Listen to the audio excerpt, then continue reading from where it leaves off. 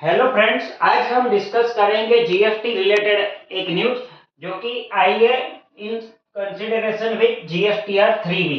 तो GSTR 3B जो कि जुलाई 25 और उसके बाद वाला जो भी पीरियड का जीएसटीआर 3B फाइल होगा उसमें जो लायबिलिटी प्रीफिल होके आती है वो नॉन एडिटेबल होगी। अभी तक जो हम जीएसटीआर 3B का फाइल करते हैं उसमें लायबिलिटी प्रीफिल होके तो आती है। वो कहाँ से प्रीफिल होती आती है? जीएसटीआर 1 या फिर 1A पे से प्रीफिल होके आती है। ठीक है, तो वह लायबिलिटी को हम एडिट कर सकते हैं, लेकिन जुलाई 25 या उसके बाद आप जो भी रिटर्न फाइल करोगे 3B तो उसमें लायबिलिटी नॉन एडिटेबल होगी, मतलब उसको आप चेंज नहीं कर पाओगे। अगर मान लो कि आपने कोई गलती कर दी जीएसटीआर 1 में और आपको वो गलती सुधारनी है तो आपको जीएसटीआर 1A फाइल करना पड़ेगा।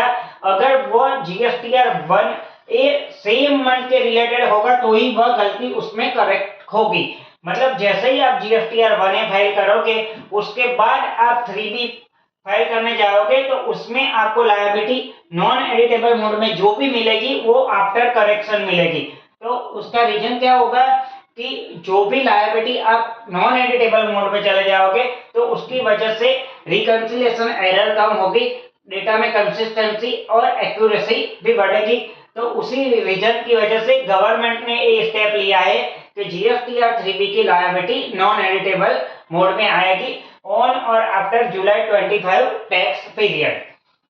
अगर आपको कोई भी लायबिलिटी में चेंज करना है तो अगर वो सेम मंथ के रिलेटेड है तो आपको जीएसटीआर 1A के थ्रू चेंज करना है, या फिर वो किसी और मंथ के रिलेटेड है, सेम मंथ के रिलेटेड नहीं है, तो आपको GSTR 1 of the subsequent month में वह आप चेंज कर सकते हो।